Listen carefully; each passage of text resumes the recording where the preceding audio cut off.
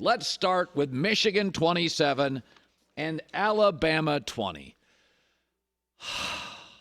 The most ridiculous controversy, the most overblown drama in college football history, hopefully, can be put to rest. That the only reason Harbaugh and Michigan were winning because they were stealing signs from some low-level, irrelevant staffer who on a shaky iPhone, doing what the rest of college football fans do, iPhone taping, and then handing it to an assistant, although Harbaugh still says, I didn't hear about it, I didn't know about it. Hopefully it puts it to rest. Because they didn't have that sign stealing against Penn State, against Ohio State, and against Alabama, that we know. And they went 3-0 and pushed all three of them around late in the game. For all the Harbaugh critics for years and years and years, the other networks got a lot of them. Don't you feel a little silly this morning? He wins everywhere, immediately, physically, gets in your head. Small college, Pac-12, Super Bowls, Big Ten. Despite a special teams meltdown by Michigan that I'm not sure anybody predicted or I've ever seen. I mean, they were a disaster in special teams. They still beat Alabama and were clearly superior in the trenches. And that's why they're such a tough matchup for everybody. Listen, I hope Harbaugh stays in college. He's polarizing. He's dramatic. He's a disruptor. He's authentic. He's different. But most of all, he's just great. And now the Big Ten is adding Washington and Oregon, SC, UCLA, and can go toe-to-toe with the SEC finally. Hell, it may be better. But Harbaugh always had a hole, and it's one that even his fans, and I'm one, had to acknowledge. Why was he so bad in bowl games? Was it his intensity? Did he wear out his team? He was like bad in bowl games. Not last night. And beating the king, Nick Saban, and out-coaching him puts that to rest too. It was a bad 3.5 hours for all of Harbaugh's critics. And it's been a bad year for him. This is a remarkable team that even with a special teams meltdown for the ages, beat the reigning dynasty. The team that beat Georgia. By the way, that final play call by Alabama, what else are they going to do? They have a high school offense. They can't really throw the ball down the field. The receivers aren't nearly as good as they were several years ago. And Michigan and Harbaugh sniffed it out. Jim Harbaugh outcoached the king. I think Michigan is the best team in college football. They're favored against Washington. It's a tough matchup for Washington because what Texas does poorly, Michigan does well. But instead of worrying about that, just for the moment, let's tip and raise a glass to Harbaugh, shall we? Even the haters. He now owns the Big Ten. He now owns Ohio State. He now owns the spotlight. And in 1 week, he will own college football potentially. It was a magical night for college football and an important night for Jim Harbaugh and one of the great traditions ever, the Michigan Wolverines. Here's the coach after. A lot of interest in your future. I wonder if you can tell me what the chances are that the championship game might be your last one at Michigan.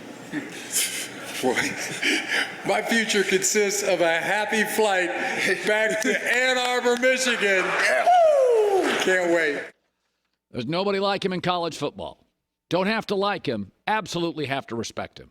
He owns everything about the sport. The only thing missing in 1 week is a potential trophy. And let's talk Texas, Washington. So my favorite team as a kid growing up, go back to the early 70s, was the Washington Huskies. So I'll try to be as objective as I possibly can. But I bet them, I loved them as a kid, went to Husky Stadium again this year. And outside of the last 90 seconds, the Huskies looked like the best coached college football team in all the land. They were brilliant. In fact, Washington is doing something that is really unheard of. And I mean, you have to go back like 70 years. They were 8-0 in one-possession games, 12 straight wins. in one-possession games. Texas had more talent, more NFL bodies, more 4- and 5-star recruits, more size and strength. And let's be honest, the best NIL collective in college football. They buy who they want. And yet, the best coach in that game, the best quarterback in that game, the best receiving group, and the best game plan, check, Washington. Texas was chasing the Huskies for 3.5 hours, and they almost caught him. They almost caught him. But they never led, and if not for a muff punt, Washington, I thought, was on the precipice of a blowout win. What the Huskies are doing is really going against history. You don't get to this game by narrowly beating 8 teams. You usually have 6, 7, or 8 blowout wins. You don't get to this game with the lowest number of 4- and 5-star recruits of the final 6 teams. How? Michael Penix is insane. Smoothest, calmest, purest thrower of the football in the sport. In fact, you have to go back to maybe a Joe Burrow for anything like it. Easy thrower, accurate thrower. His self-awareness in the pocket, I mean, I know this sounds hyperbolic, but it looks like an NFL veteran. It looks like Breeze or Brady. He always knows where the pass rush is coming from. He's got a lot of college starts. Let me throw a stat at you. Penix, who's mostly a pocket passer, was sacked fewer times in his college career, 44, than the hyper-athletic Caleb Williams was sacked this year. Penix is just different, has an absolute understanding of what's around him, eyes in the back of his head, a sense for when danger's impending, the ability to move out of it. He's more mobile than he lets on. And years ago, before the surgeries, he was a running quarterback, too, at Indiana. You saw Kalen DeBoer allowed him to run last night, just like Ohio State did to C.J. Stroud, and Oregon did to Justin Herbert in his final game. And they're going to let Penix run against Michigan. It's their way to beat him. And those Husky receivers block, and they separate, and they just never drop passes. Texas was favored. Texas should have been favored. But this kind of feels offensively like that 2019 LSU team. A brilliant play caller, a brilliant, smooth, dead-eye college quarterback, and just too many good receivers for a college team to cover. I'm not sure if they beat Michigan. I think Michigan matches up against Washington much better than Texas did. Clearly, however, the Huskies were better than the Longhorns for 3.5 hours.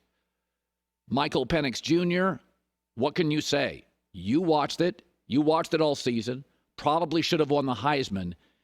I just don't know how you stop this offense, and nobody stopped that LSU offense. And here's the coach after. He set the tone pretty quickly and, just made all the throws all really month. Was on another level as far as his mission, to make sure that this happened. And, I think, you saw it all week in practice. There was just nothing he was going to let, let slide by where we would leave a doubt that, we weren't going to find a way to win. Michigan is favored over Washington. Michigan should be favored over Washington. In the history of college football, national champions look like Michigan. 6-7 blowout wins, not narrowly escaping due to a brilliant quarterback and a brilliant head coach and a superior receiving corps. That's not the history of the sport. I'd probably take Washington in the points. Don't know if they win. It'll be a wild game. But one more point. One of the words in my family I try to keep my kids away from is deserving. We don't deserve anything. You work for everything. Florida State thought they deserved to be in. They would have been gashed, humiliated, dominated by all these teams. College football now moves to a 12-team playoff. So now the people complaining will be 2 and 3 lost teams, not undefeated ones in an inferior conference. But what made last night special, college football got out of the deserving business, whatever the heck that means, got into the good coach, good quarterback healthy, good roster, 4 best teams. Georgia maybe had the best argument, but they lost their last game. What are you going to do? Timing matters in life and in everything. But deserving gave us blowouts the last 10 years. That was magical.